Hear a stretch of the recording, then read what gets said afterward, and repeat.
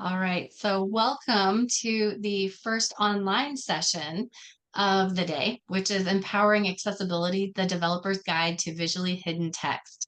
If you're joining us online, please place your questions in the Q&A panel rather than using the chat panel, as chat will mostly not be moderated. For attendees here in the room, please hold your questions until the end of the session. We'll try to get to as many as possible.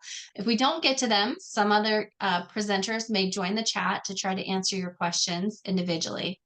So please give a warm welcome to our presenter, John Farrell. John is a senior digital accessibility consultant with a decade of experience in web development and with hands-on experience in building, guiding others to build accessible websites and applications at scale. John, we're glad you're here. Thanks for having me today, and I am super glad to be here. With that, let's get started talking about empowering accessibility, the developer's guide to visually hidden text. A little bit about myself beforehand. As already been introduced, my name is John Farrell. I'm a senior digital accessibility consultant with a company called Perkins Access. We are a consulting agency where I help organizations improve accessibility through many means. I'm an IAAP professional member and one of about 600 people in the world who are IAAP certified professionals in web accessibility. But would it surprise anyone here to know that I did not start my career in accessibility?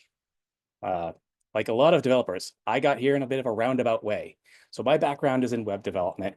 When I was learning to be a web developer, I was taught almost nothing about digital accessibility. I was taught that images should have alt text and that HTML that is good for accessibility is good for SEO, and then was taught more about SEO rather than more about accessibility.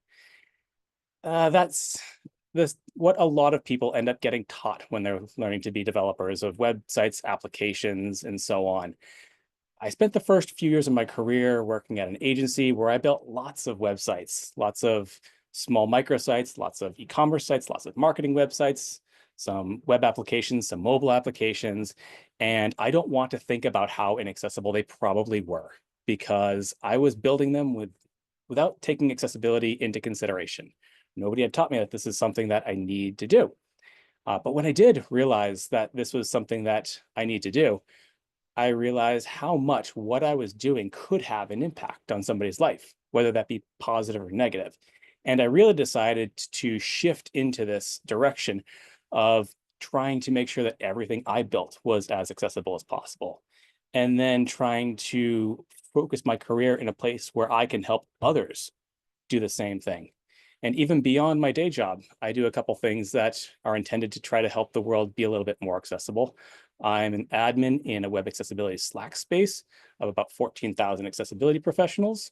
On LinkedIn, I'm a manager of an accessibility book club where each month we read a new book about accessibility, write posts, share our thoughts, and sometimes even get to meet the authors of those books. If you're interested in either of those, let me know and I'll be able to send you an invite link. And my goal is really to, like I said, help people make websites that are as accessible as possible, taking my background into experience.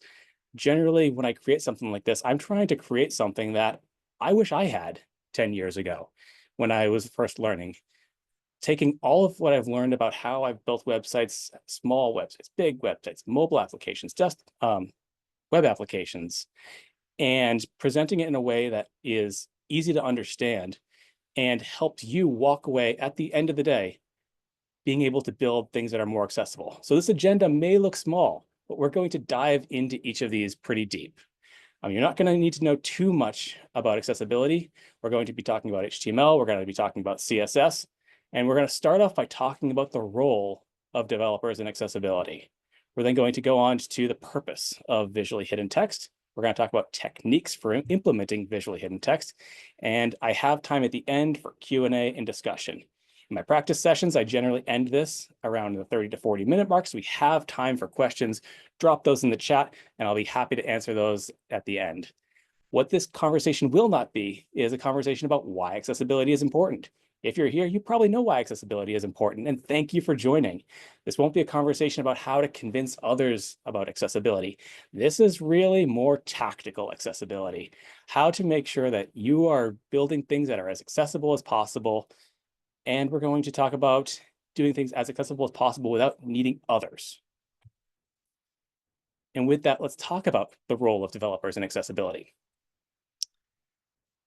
As I was creating this slide, I was thinking back on when I was first becoming a web developer. I was in this mock interview with somebody, and he said, so what do you think the role of your job is? And I very naively said that the role of my job is to take a design from a designer and code it into a website.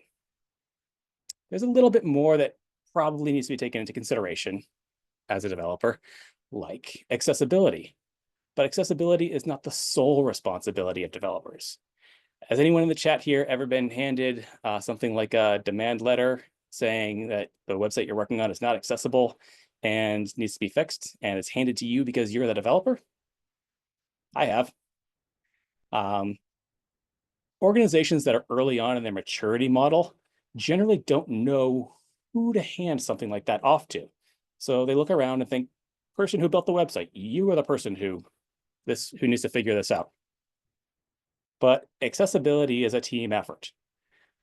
What I have on the screen now is a chart showing the most common web content accessibility guideline failures as according to the Web A Million survey. If you're not familiar with the survey, it's a survey of the top million website homepages using Wave in order to find the most common accessibility issues that automated tooling can find.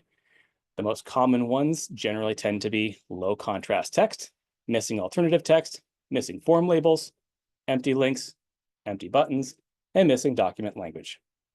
Let's start off with low contrast text. Has anyone here ever worked on a website where the buttons or links are the brand color of the website's owner? I have. Has anyone ever here worked for a company where the brand's color against a white background doesn't meet the color contrast minimums to pass the web content accessibility guidelines? I have. As a developer, it's kind of unlikely that you're going to be able to just change the buttons on a website in order to be a different color. And most companies would frown upon you deciding that their brand color should be a different color. Or even in a best case scenario, you probably don't have the ability to just choose a different color. At least you have to go work with a designer to find a different color that works and then implement it, and hope that that designer has time at that moment in order to do it. What about missing alternative text? Of course, this is an easy one, right? Developers go add alt text to your images. But what if you have at that and don't know what the alt text should be? You're given a design, not given alt text for it, have to go to a designer. The designer might have to go to a content author, figure out what that is. So these are just, I'm saying this to show that oftentimes accessibility really requires multiple people in order to address issues. Now, there are some instances where we as developers do have total control and are responsible for and can make websites more accessible. And the number one place where we can do that is in the HTML. So on the left-hand side of my screen here, I have a snippet of the document object model. What I have is a header, a nav, a UL inside of that, 3 LIs inside of that, and inside each of those list items is a link to a page. This is kind of like the header of a website. On the right-hand side of the screen, what I have is the accessibility tree. If you're not familiar with what this is, assistive technologies such as screen readers don't really read from the document object model. What they do is that DOM gets converted over to what's called the accessibility tree, and a screen reader will read from that. So if you look back and forth between the left and the right-hand side of the screen here, you'll see that the accessibility tree turns the header into a banner, the nav into a navigation, the unordered list into a list, the list items into LIs into a list item, and the A tags into links. We have the ability to decide what gets pulled over here from the document object model to the accessibility tree. And this is an example of why HTML is so important when it comes to accessibility. You can see that this is sort of understandable. If you didn't understand what the accessibility tree is, you could probably take a look at this and understand what's going on here. I didn't have to do anything fancy in order for this to work. I just had to use semantic HTML. Now, not all of what is in the document object model gets converted over to the accessibility tree, for better or for worse. And I'm going to show you how to do that with the caution of with great power comes great responsibility. So let's talk about how and why visually hidden text can improve accessibility. On the screen now, I have what's commonly referred to as a card component design with 3 cards on a website. As a sighted user, I can look at these. I can see that each card has an image, a tag, another tag, a title, a description, and a link at the bottom. I can scan this visually and say, oh, the middle one about what I need to know about the Web Content Accessibility Guidelines 2.2 is what I want. So I can click on that Learn More link. But if you've never watched somebody who uses assistive technology navigate the web, I would highly recommend you do so. There's a great saying in this community of nothing about us without us, and I would highly recommend that. I am a digital accessibility specialist. I am not a specialist on people with disabilities. I rely on working with people with disabilities in order to make products that are as accessible as possible. So one of the things I really enjoy doing is facilitating user testing to see how somebody who is, say, blind might navigate a website, what they find helpful, what they don't find helpful, what is a barrier, and then being able to take that information and create products that are more accessible. So if you've never seen somebody who is blind and uses a screen reader to navigate the web, I would highly recommend you do that. I have seen on more than one occasion somebody who wants to navigate a site to try to find things, open up what's called the rotor on VoiceOver. That's what you're seeing on the screen here, switching over to the list of links. And this is showing all of the links on this page. All of the links say learn more. Imagine if you were reading a book and you opened the book up and the table of contents, every single thing just said learn more. How would you know which chapter you want to go to? Those are not really descriptive. What you see on the screen here isn't very descriptive either. Fortunately, this is not hard to change.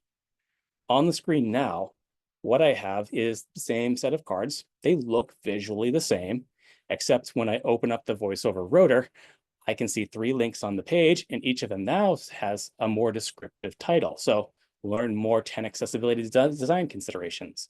Learn more what I need to know about the Web Content Accessibility Guidelines, and learn more how accessible are auto captions. You are going to leave this session today knowing 3 techniques on how to achieve this and how you can make what you're doing more accessible. Now, when I'm talking about accessibility, sometimes what I'm talking about is conformance with the Web Content Accessibility Guidelines, and sometimes it comes down to best practices.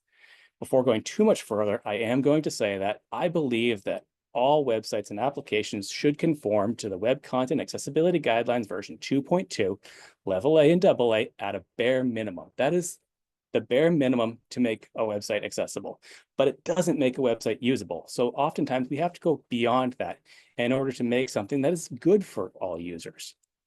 And I'm going to try to differentiate when I'm talking about conformance versus best practices. And I'm going to talk about things that could impact and create other types of barriers. So let's take a look at the first technique for implementing visually hidden text to achieve what we just saw. And now we're going to do it using CSS alone. Has anyone here been in an interview where somebody asks you, can you tell me the difference between display none, visibility hidden, and opacity 0? I've actually not been asked this in an interview. However, I heard this on an interview episode of the podcast Syntax FN by Wes Boss and Scott Tolinsky. It's a great podcast for developers to learn more about all the things going on in the world of web development. And it's really interesting because these 3 things might sound like they do something similar, but they actually have different implications, especially for accessibility. So if an element has display none on it, it will hide that element visually as well as from assistive technology. So if we think about that accessibility tree from earlier, if one of those links had display none on it, it would not end up in the accessibility tree. If one of those links had visibility hidden on it, visibility hidden hides content visually as well as from assistive technology, so it would not end up in the accessibility tree. And you might see this when it comes to using web animations. That's my first introduction into visibility hidden, because the difference between display none and visibility hidden is display none takes up no space on the screen, and visibility hidden keeps the space on the screen of the element. Opacity 0 hides content visually, but exposes it to assistive technology. So if one of those links had opacity 0 on it, it would not be visible on a screen, but it would be exposed to assistive technology. These are three great things to keep into consideration when you're building something like an accordion. You want to make sure that when an accordion is closed, the content within it is not exposed to assistive technology by using something like display none and not necessarily using opacity 0. You could run into web content accessibility guidelines issues if you don't use the correct one here. Now, when it comes to creating visually hidden text, like we saw a few slides ago, a best practice is often to create a CSS class for screen reader only text.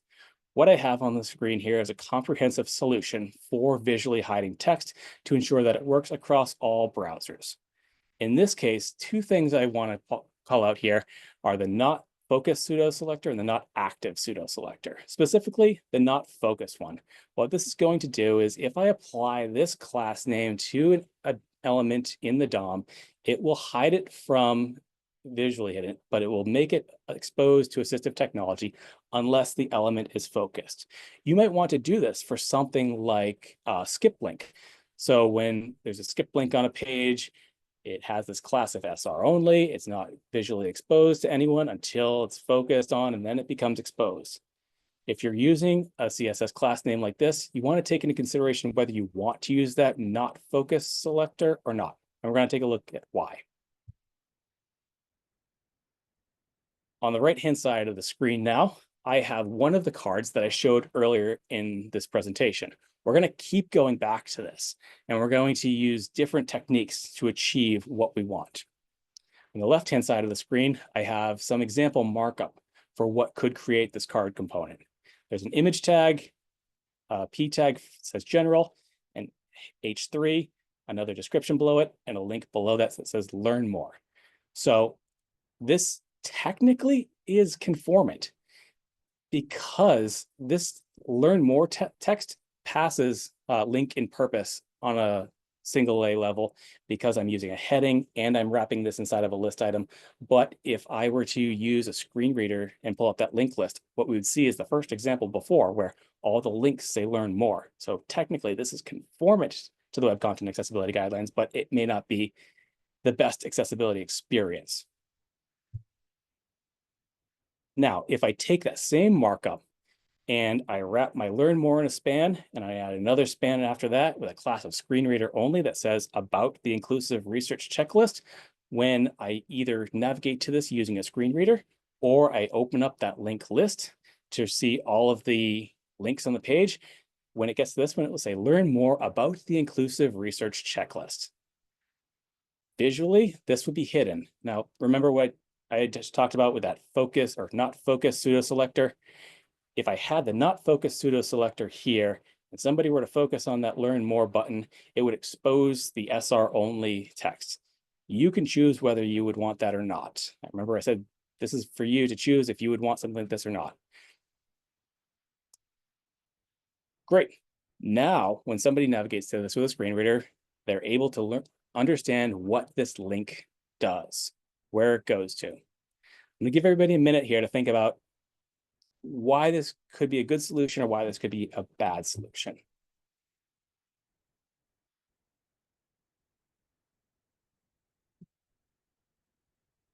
So one of the advantages of this solution is, let's say you're on this website and your CSS file fails to load for some reason. If it fails to load, all the text on this page will be visible, and the link will say learn more about the inclusive research checklist, which is a pretty descriptive link. So if your CSS file fails to load, that text is exposed, and it's a pretty helpful link. Because this CSS span is on the page, because it's just hidden visually, if I were, say, a non-English native reader, and I were to go to this page and use something like Google Translate, the text that is visually hidden would generally also get translated. So I would here learn more about the inclusive research checklist in the language that I selected. A case where this may not be the best case is, let's say you're not just talking about a static website, you're talking about a website that is dynamic, it's controlled with a content management system, and all of this text has to live somewhere. The span here, learn more, makes sense. I can probably take the inclusive research checklist and map that to my heading, but I have that about the text. So that about the text will have to be probably stored somewhere in my content management system. I probably don't want to hard code that into the template. It's going to create some issues when it comes to, it says this website is translated. I don't want to hear learn more in Spanish and then about the in English and then the inclusive research checklist in Spanish. It's not great. Also, it leads to a situation where, let's say somebody wants to change the string on their own. My very first job as a developer, over 10 years ago, I remember the person I was working with telling me that if he did his job well at the end of the day as a developer, building a website for a content management system, then when somebody wants to make a change to the website, they won't have to go back to him. And I've carried that lesson with me for over 10 years. Thank you to the person who said that. It's been great advice and it's helped me a lot along the way. I do see a link in the question in the chat. So before we go too far, I'm happy to answer that. The question is, does the span with class SR only after the link show up in the screen reader example that you used before? Yes, it would. So if I go back before, what this would say is, it would say, learn more about the 10 inclusive design considerations for a beautiful website. Learn more about the what do I need to know, etc. I wanted to answer that one before we get too far and forget what it is we're talking about.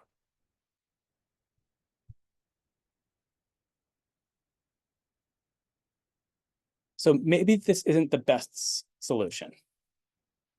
Fortunately, there are other solutions.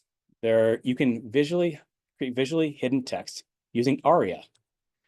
Now, a word of caution, be careful when using ARIA. On the screen, what I have here is a picture of a very funky looking car that looks like it was actually taken from two different angles, kind of morphed together with the text around it that says, we can fix it with ARIA. Maybe. If you can see this image, you can see that this car probably doesn't look like the way a car is supposed to look. And as a car guy, I can tell you that there's no air getting into that grill, which means there's no air getting into the radiator. So it probably needs some more ARIA or whatever it is in order to fix it. So there are ways in order to use ARIA to create visually hidden text. Let's take a look at some of the examples and also take a look at some of the reasons why you might or might not do that. The first example is using ARIA label.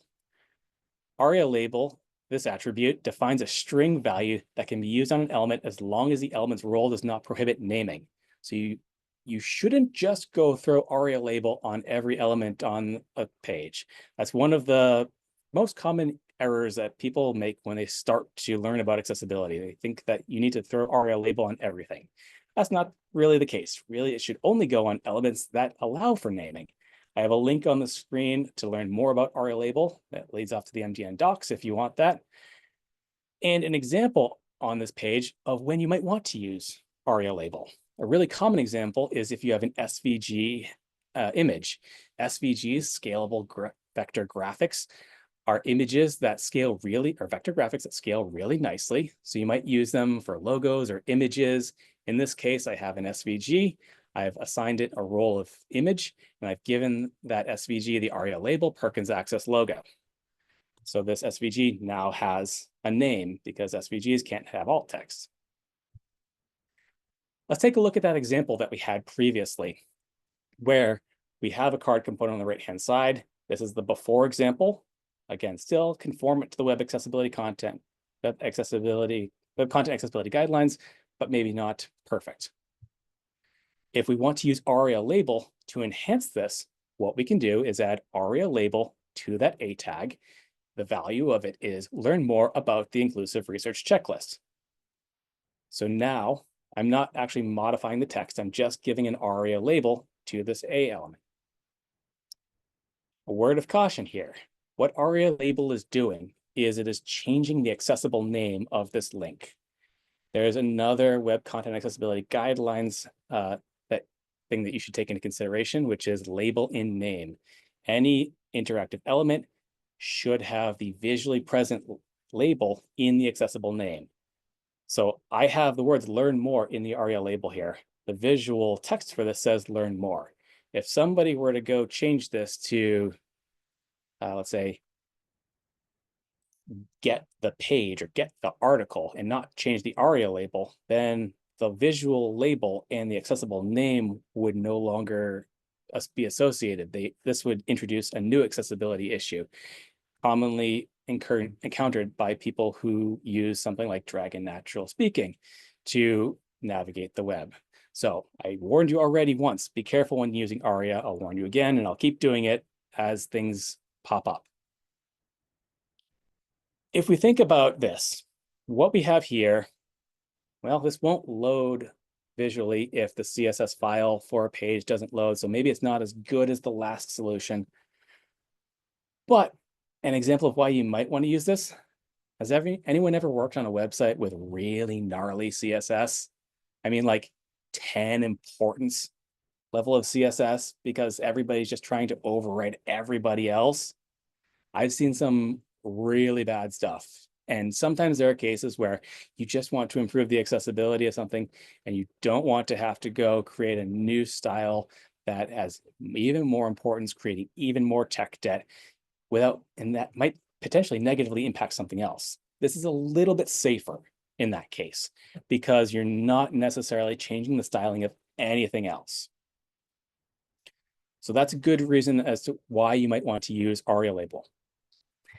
This does have all the other negative impacts of using a screen reader only class, being that you probably have to, if you're using a content management system, you probably have to store this text string somewhere, especially if you want to get it translated.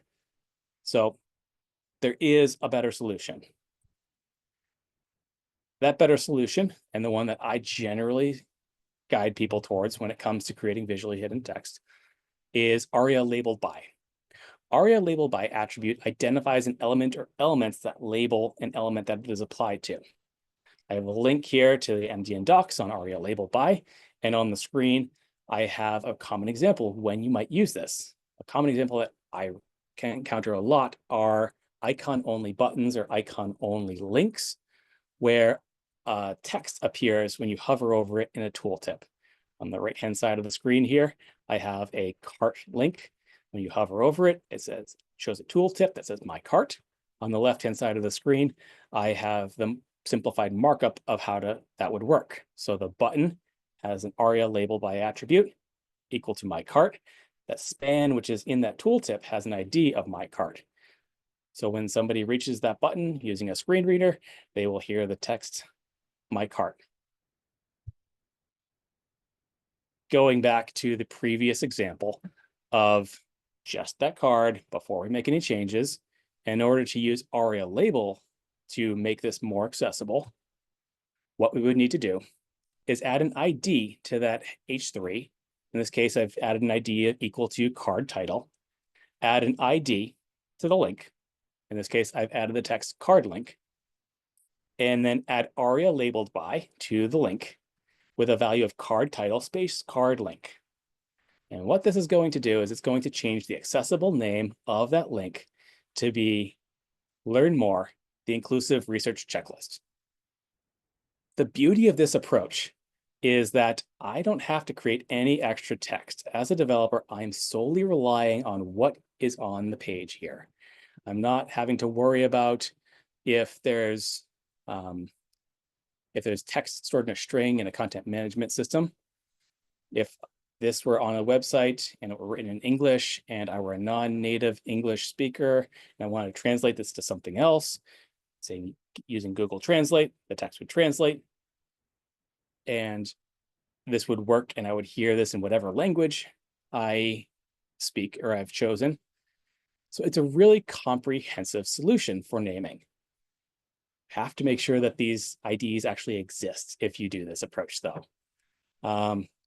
Making sure that the difficulty can be here that you could see that this would work in theory if there's one element, but what if there's two elements? We don't want them to have duplicate IDs. So you have to somehow create unique IDs for each and then programmatically associate them because you don't want to accidentally give the same ID to multiple elements.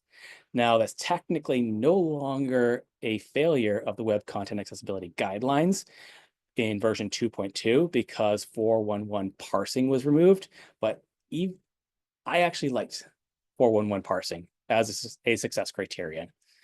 I understand why it was removed. However, duplicate IDs is still not valid HTML, and it can create accessibility issues. So it's a good practice to make sure that IDs here are unique if you want to go this approach. We've got a couple more things I want to talk about before we get into the Q&A section. And you can't talk about ARIA label and ARIA label by without also talking about ARIA described by. These two sound like similar things, but they actually do something very different. So ARIA described by attribute identifies the element or elements that describe an element on which the attribute is set. A common example of when you will see this is, say, in forms. On the page here, I have a password input form with a label that says password, and below that I have text that says password must be at least 6 characters long. So on that input, I can add ARIA described by equals, in this case, PW-help, and a span after that with an ID of PW-help, and a text inside of that that says password must be at least 6 characters long. Now, ARIA described by doesn't override the accessible name of an element. It is used for providing extra information. So you would not want to use ARIA described by in this case instead of ARIA label by. You could use ARIA described by in addition to ARIA label by, but it wouldn't change the accessible name. And something else to take into consideration when it comes to ARIA described by is that somebody who's a screen reader may not even hear ARIA described by depending on their verbosity settings. Or if they have their verbosity settings turned up, I've had one person tell me that he navigates a website, he goes heading by heading or link by link, he listens and then decides quickly if he wants to move on. And there are cases where he doesn't even hear the ARIA described by because it's announced after the accessible name that is announced to him through the screen reader. An example of when you might want to use this, like you see here, to announce extra information about an element. You might also use this if you are creating something that is highly interactive, like say a drag and drop editor, and you want to give a user some extra information about how to navigate this because it's unique and might be specific to your website. And it may not be something that somebody is understanding how to work with. Now, I'll also make the argument that if there's text like that, it should be visible. We're largely talking about visually hidden text here. If there's text that is going to help somebody who's a screen reader, that same information will probably be helpful to somebody who is sighted and uses a keyboard to navigate the web. So I can't talk about ARIA label by without talking about ARIA described by, and I wanted to make sure that to accurately explain the two. And one more thing before we move on to the conclusion and Q&A are ARIA live regions. ARIA live regions allow developers to create visually hidden text that is announced to assistive technology without moving the user's focus. But it works very, very differently from ARIA label by, and ARIA described by. A case when you will use an ARIA live region is what we have on the screen here. On the left-hand side of the screen, I have a sign up for our newsletter form. When I push the sign up for our newsletter form, text appears on the page. It says, please wait. This will be announced to a screen reader. In this case, it's actually visually present, which I think is a good thing. It allows all users to know that something is happening. But you can use this visually hidden in order to announce something has happened. You'll really want to make sure that if you are doing something that creates some sort of a status message, that it is announced to assistive technology. That's a requirement of 413, the Web Content Accessibility Guidelines. So to wrap this up, I know I've kind of thrown a lot of information at you here, and the 4 techniques that we've covered today in order to create visually hidden text are ARIA label by. You want to use that to set the accessible name of an element to a specific string. ARIA labeled by to set the accessible name of an element of the text to another element on a page. ARIA described by to give additional context or information about an element, and use ARIA Live when you want to make an announcement without moving the user's focus. Now, I hope that is helpful. I've realized I've thrown a lot of information at you, but I also have designed this in such a way that I wanted to leave enough time to answer any questions. The reason I started putting this together was that I realized that if you're here, you care about accessibility, you want to build things that are as accessible as possible. And sometimes as developers, we can't fix everything. Accessibility is a team effort, but that shouldn't stop us from doing it as much as possible in order to create things that are as accessible as possible. So you can take what I just showed you, and start implementing them in what you're building today, generally without requiring the need of input of designers, without the input of content creators, without the input of content authors or anyone else. You can start creating things that are more accessible today.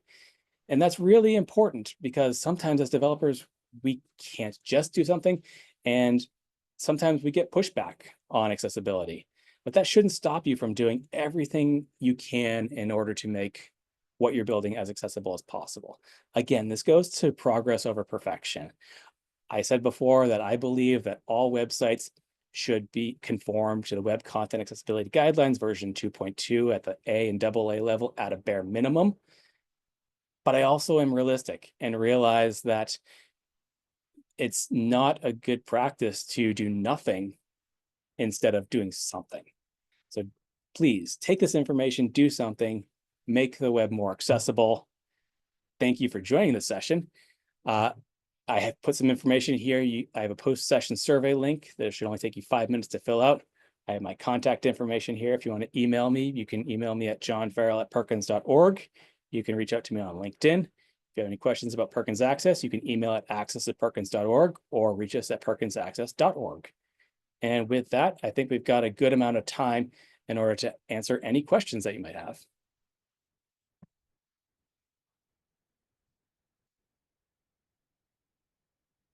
I do see one question already in the chat. I just wanted to get a sip of my tea there. So the question is, in using ARIA label by, you mentioned a potential conflict that there are multiple ARIA label by value attributes on the page. How would you solve this issue again? Okay, so I'm going to go back to that. So ARIA label by.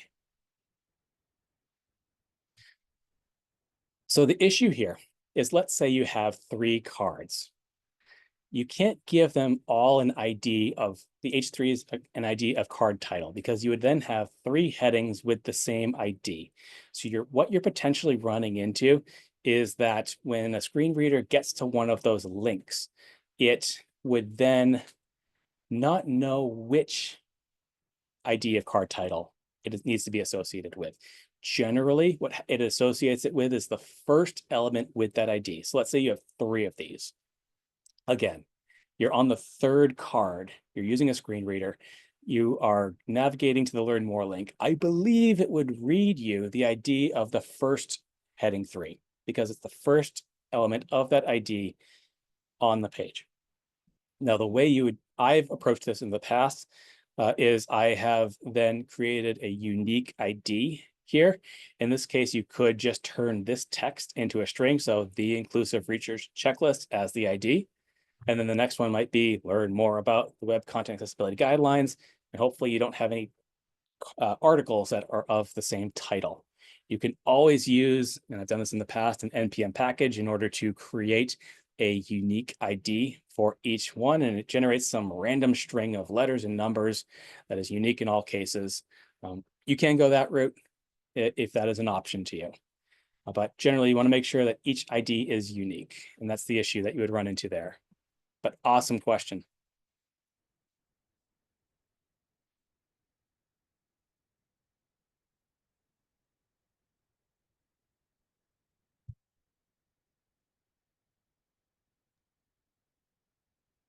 John, I have a question. We may have faculty out there who are also part of this workshop, and we do a lot of our work within the Canvas learning management system.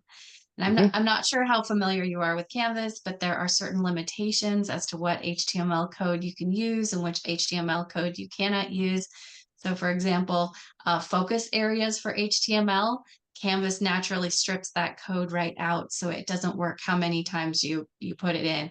So I didn't know if you had any guidelines on shortcuts or on things that are hard and fast rules that won't be stripped out if somebody's doing this within their Canvas learning management system.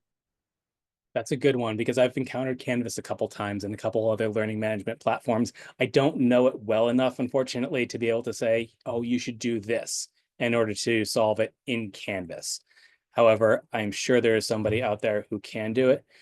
If you're interested, I would recommend, and you're not in the web accessibility Slack workspace, reach out to somebody who is in that workspace and ask the question there because there's, again, 14,000 accessibility professionals who are just trying to make the world more accessible and sharing information like I'm doing here today. That's fantastic. Thank you so much. I think we have another question uh, from an audience member. All right. So the question is, I should preface this question with the fact that I am not a developer. I know that it's not exactly what you discussed, but I have a question about accordions. You mentioned using CSS hidden to hide closed accordions. Is there an ARIA version of doing that? Or what other hints can you provide for accordions? Yes. Okay, so I showed you that earlier. And let me go to that over here. So with accordions, what I would recommend if you're using an accordion rather than a disclosure element is you can use ARIA expanded on a button attribute, set ARIA expanded equal to true or false, whether the accordion is open or closed. So when the accordion is closed, use ARIA expanded equals false. When it's opened, use ARIA expanded equals true. And then on the panel for the accordion content, you can then use ARIA hidden equals true. So you would still want to visually hide it, but using ARIA hidden equals true, you can hide the panel information from assistive technology until it is exposed. So when the accordion is opened, you remove ARIA hidden equals true. You set ARIA expanded on the button to true. And then you are hiding and showing that content both visually and to assistive technology. And feel free to drop in the chat if there's a follow-up to that. Looks like we have another one. I have an access issue on the session survey. You need permission. Form can only be viewed by users and owners regulation. Oh, shoot. I will take a look at that and see if I can get that figured out. Thank you very much.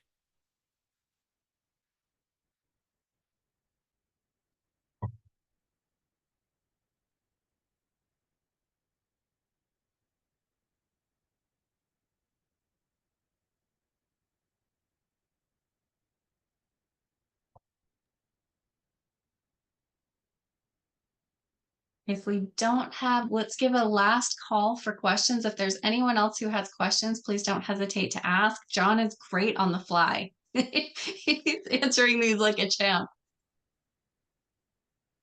My job here is to help as many people learn about accessibility as easily as possible. That's what I'm here for. Again, feel free to ask any questions. And if you don't have any questions now, reach out to me, email or LinkedIn. Feel free to connect with me and shoot any questions my way. Thank you, John. Thank you for sharing the information with us today. So we're going to take a break for lunch, but we'll be back at 1 p.m. for our next session, Advancing Digital Accessibility, Insights and Strategies from GSA's government-wide IT accessibility program. For those of you attending in person, be sure to check out the Tetris ski display outside the Arizona room. And thank you, everyone. We'll see you back here after lunch. We do have one more question in the chat. Oh, let's just let's go back to the one more question then. I'm happy to do that. So would you put accessibility ownership within the content on developers or content authors? That is a really good question. And when it comes to who's responsible for accessibility, I think that this is going to be different for every organization. Again, I've worked with very small organizations. I work with very large organizations, and it's different in each of them. It's even different in two small organizations or two large organizations. When it comes to accessibility ownership within the content, I would say it's a little bit of a mixture of both. And that also depends on the maturity model of the organization or where they are in their maturity model. So an organization that is farther along in their accessibility maturity model, the accessibility ownership within the content should be on the content owners. Sometimes earlier on, it's on a little bit of everybody. And it's a team effort in order to learn and make things as accessible as possible. Excellent. It's a great question. We want to make sure that we give time for everyone's questions. We have a few minutes here.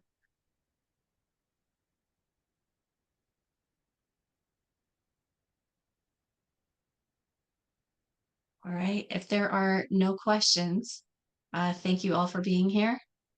Back at 1 p.m. Thanks for watching, everybody.